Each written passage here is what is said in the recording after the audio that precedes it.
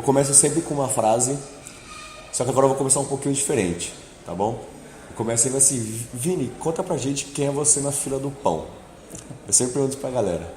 Aí eu tô conversando com a minha esposa hoje, eu falei assim, Renê, mas você vai perguntar isso pra ele? Eu falei, vou. Cara, mas ele tá mais pro padeiro do que o cara que tá na fila do pão. Tá que posição na fila do pão? Pô, eu tô vendendo pão, mano. Eu falei assim, pô, vou usar isso aí, cara. Beleza? Vamos começar então. Vamos lá. Gente, eu estou aqui com o Vini Cavallari. E pra começar, Vini, eu sei que você não é o cara da fila do pão, você já tá como padeiro, né? Todo mundo que a gente bateu um papo aqui, eles estavam na fila do pão e você tava entregando esse pão. Mas mesmo assim, conta pra você como que é estar à frente disso. Quem é você profissionalmente? Bom, faz tempo já, né? Tudo começou em 1982. Em 82, de repente, do nada, surgiu uma oportunidade de trabalhar com recreação. E quando eu falo do nada mesmo, porque assim, eu tinha tentado fazer engenharia, vi que não tinha nada a ver comigo, saí da engenharia e troquei por educação física, que era o que eu queria realmente. E aí eu estava perdido, né? Porque eu estava no primeiro ano de faculdade, mudando completamente de área, quando de repente me aparece essa... Estou te falando de 1982, né? Então a própria área já era muito amadora, não tinha profissionalismo nessa área. E eu nem entendia direito o que era trabalhar com recreação. Então me chamaram para ir para um hotel, bater papo com os hóspedes, sabe? Fazer brincadeira com as crianças. Mas a recreação já existia no Brasil? Não se falava. Você tem a recreação escolar. Isso sempre existiu. Né? E existe também um movimento aqui em São Paulo dos acampamentos e acantonamentos. Sim. Isso também, os acantonamentos recreativos educacionais, né? Existem já desde os anos 40, mais ou menos. Com o pessoal do... Paiol Grande. Isso. Paiol Grande é o mais antigo que ainda funciona. Né? Então a gente ouve falar, mas assim, essa recreação do dia a dia, essa coisa da recreação na festinha de aniversário, no hotel de lazer, no condomínio, isso não existia. Não existiam profissionais específicos de recreação. Sim. Eram pessoas que gostavam de trabalhar com isso. Sabe? Eu basicamente comecei a trabalhar a recreação hoteleira aqui em São Paulo, né? Antes de mim tinha assim, por exemplo, no hotel que eu fui trabalhar, tinha um cara que ele era eletricista. Caraca. E ele gostava de brincar com as crianças. Que louco, então, né? Assim, não tinha uma coisa mais profissional mesmo. Não se estudava para isso. Exatamente. Aí o mais interessante de tudo é que eu fui parar nesse hotel, comecei, sabe, um dia de trabalho, 2 dias de trabalho. No terceiro dia, sabe quando você olha no espelho para falar com você mesmo? Eu falei, gente, se é verdade que isso é uma profissão, essa é a profissão que eu quero para mim. Mas você se achou, se encontrou no primeiro dia, como que foi o impacto? Você conseguiu levar, como que foi? Na verdade a gente não sabia exatamente o que a gente estava fazendo. Se era certo, se era errado. Eu só fui entender quando eu cheguei lá. E o mais interessante é que me venderam um peixe e me entregaram outro. Me falaram que eu ia chegar lá só para ajudar a colocar em prática. Que estava tudo pronto, tudo resolvido. Quando eu cheguei lá não tinha nada. Não tinha nada. Vamos sentar e pensar. Vini, o que nós vamos fazer? Como assim? Eu que te pergunto, né? Eu que te pergunto, exatamente. Mas assim foi, sabe? Aos trancos e barrancos as coisas foram sendo feitas e a gente começou a fazer e a testar e a conseguir, e as coisas davam certo, porque eu me apaixonei muito rapidamente, sabe, Renê? Muito rapidamente. E aí começa, né? Quando você faz com o coração, cara, quando você faz com a emoção, acaba dando certo, né? E foi desse jeito que tudo começou.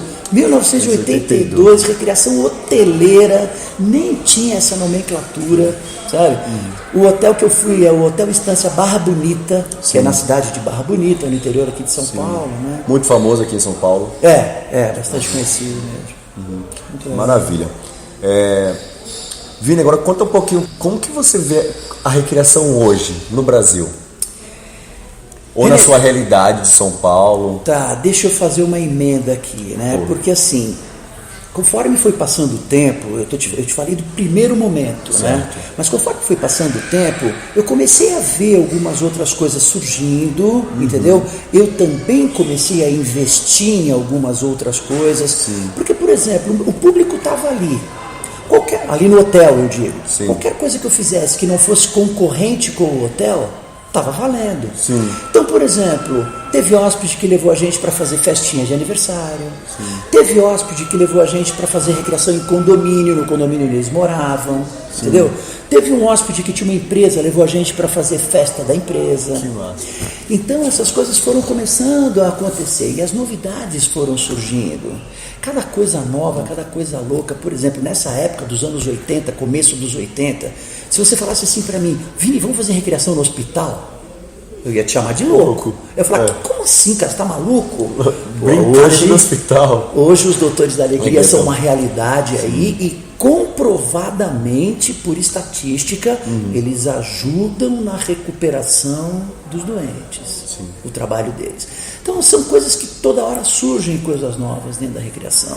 Né? E hoje em dia eu tenho visto assim, muita coisa nova. Indo agora para a pergunta que você me fez, né? Eu tenho visto muita coisa nova surgindo, muita coisa.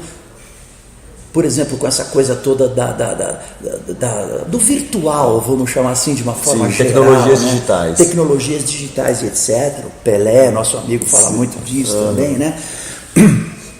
Mas eu vejo que tem muita gente que acha, puxa vida, isso que vai fazer uma revolução. Não, é mais uma frente. Não podemos ignorar. De jeito nenhum, é uma realidade. Um garoto de 15 anos passa o fim de semana inteiro trancado no quarto. Aí no domingo à tarde ele vira e fala assim, passei o fim de semana com meus amigos. É verdade. É verdade. Porque virtualmente ele está com os amigos. É questionável? É.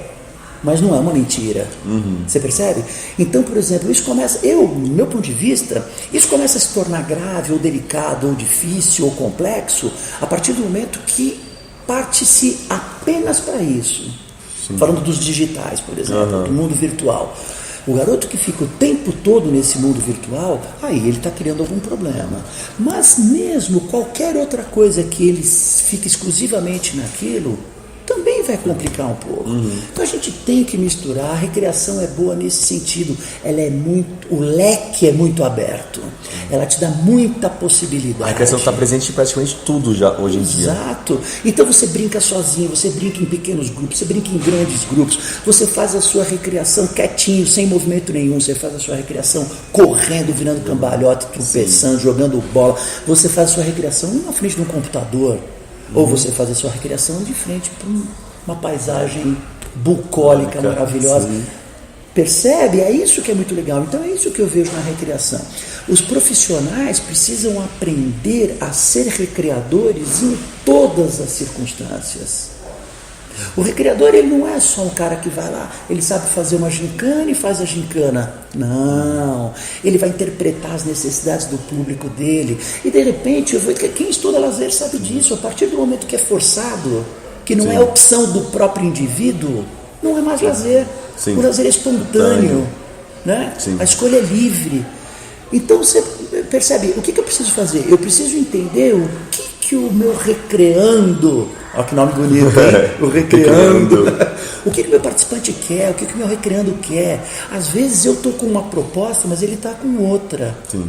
Então é isso que eu vejo muito. O poder de adaptação do recreador, às vezes é pequeno. Ele insiste numa programação sem perceber que o público dele está querendo uma outra coisa. Mas aí você sente isso, o que falta no recreador para ter esse feeling? Eu acho que falta formação. Formação técnica, específica. Sim. Cursos, intercâmbios, sabe? Capacitações. Não só na área da recreação, mas capacitações para você lidar com pessoas, gerir pessoas também. Eu vejo, acho que, não sei se eu posso dizer ao contrário, mas eu vejo assim, as capacitações, os cursos de recreação precisam investir também no crescimento pessoal. Sim, isso é muito importante. Da turma. Não é somente ensinar a brincadeiras e jogos e vamos lá. É ensinar a trabalhar, é ensinar postura profissional, é ensinar o cara que ele não precisa fazer as mesmas atividades sempre, ele inventa, entendeu? Só quem já inventou uma atividade sabe o prazer que isso te traz. Maravilhoso, e quanto mais inventa, mais você quer, né? Claro. Explorando a criatividade, é fantástico. Eu comento isso bastante também com algumas pessoas. Pô, René, mas como que eu vou criar um jogo novo? Cara, cria o primeiro, vai dar errado. vai dar errado. É o primeiro, não tem problema. Mas depois desse, sua mente vai abrir. Mas também o cara não vai achar que ele está inventando a roda. Né? Não é inventar, é você fazer uma remodelação dos jogos. Porque normalmente você vai trabalhar com o quê? Com busca, com competição, entendeu? Pergunta e resposta. Aí você tem uma estratégia qualquer, mas você vai misturar tudo isso de uma maneira diferente, colocando um pouco da sua criatividade. Eu acho que a criatividade é fio condutor de um profissional da nossa área. Tem que ser criativo, tem que fazer diferente, tem que fazer a mesma coisa de outro jeito. Exato. Quantos milhões de caças ao tesouro existem? Né? E você vai jogar, nunca vi esse caça fantástico, mas é um caça ao tesouro que existe. Não deixa de ser. Deixa de ser. Os princípios são os mesmos. Hoje em dia os caras inventam umas coisas. Escape. Escape, O que é um escape? É uma adaptação de uma caça ao tesouro. Exatamente, escape. Mas fica bacana. Tô fazendo um escape. É um pouco mais elaborado, mais complexo, algumas coisas. Mas é aquela história do Nutella versus o raiz, né? Isso mesmo. É isso mesmo. Legal. E tem lugares que se você não entrar com essa criatividade, você está fadado ao fracasso. Claro. Vai ficar na mesma coisa? Isso aí eu não preciso. Tem gente, quem te contratou vai falar, mas contratei para isso? E agora, indo na contramão, você me fez lembrar. A gente tem que ser criativo, sempre atividades novas. Mas também está acontecendo um movimento muito maluco na recreação, que é recuperar as brincadeiras tradicionais. O que você acha disso? Bom, em uma palavra só eu diria que eu acho sensacional. Mas na verdade, a gente cai numa coisa que a gente falou agora há pouco. A pluralidade.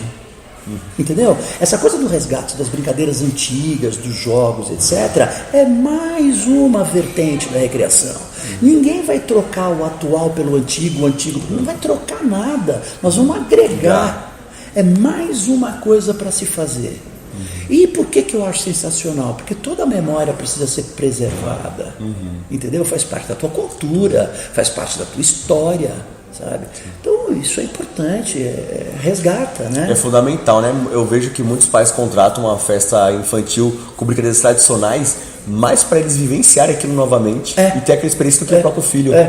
Às vezes é pro filho também, mas muitas vezes eu fui em algumas festas que as mães e as tias do aniversariante brincando de elástico. E a aniversariante olhando assim, mas como mãe você consegue fazer isso? Pode crer. Mas, assim, e sabe as regras, né? Sabe a as criança regras, não sabe.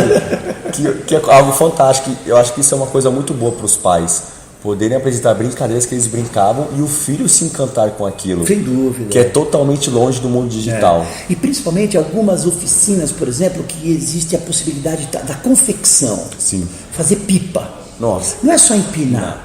Desde cortar o papel, quebrar a vareta, equilibrar o estirante, para dar tudo certinho, para ele fazer a rabiola, uma por uma, né? Aquela coisa toda. E isso é uma coisa muito legal entre pais e filhos, né? Para você levar adiante, etc. Tá.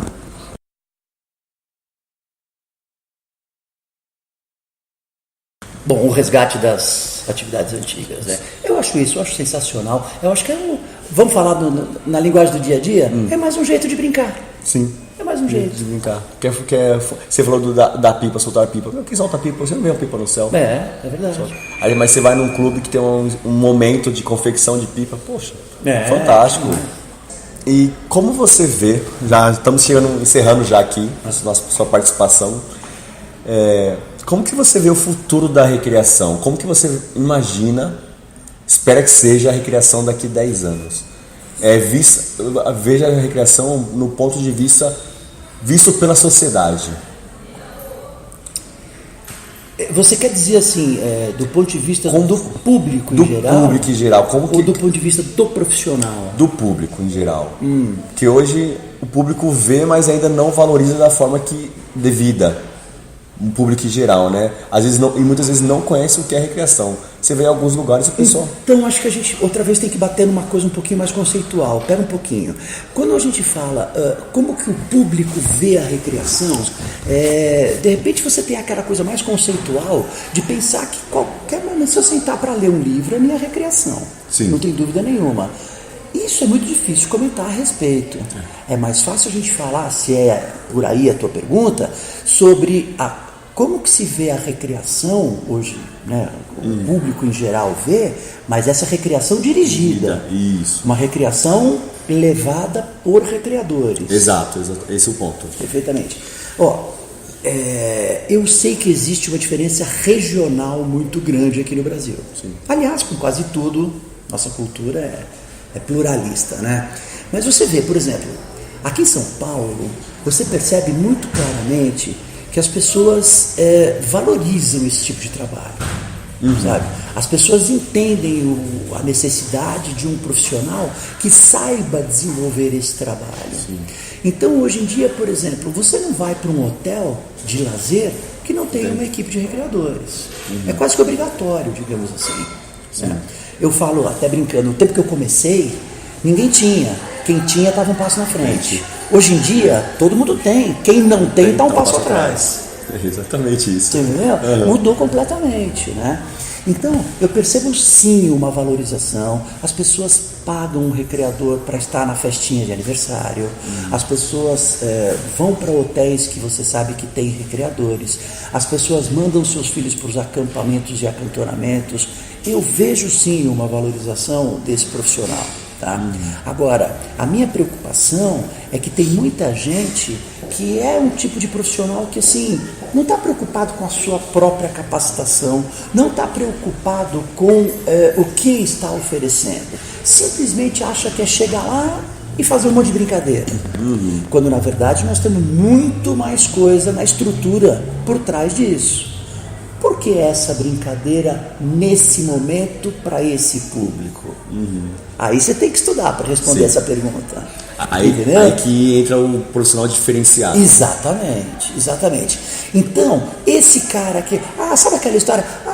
Chama o filho do Zé, que ele é um cara meio engraçado. Sabe, ele brinca com as crianças de vez em quando em casa. Sabe, não é esse o profissional de recreação. Esse cara, ele pode se tornar um profissional de recreação. Ele pode começar assim. Ele começa assim e depois ele vai correr atrás da sua formação. Sim. Mas esse profissional que sabe o que entrega e que entrega coisa boa, ele é valorizado no mercado, sim.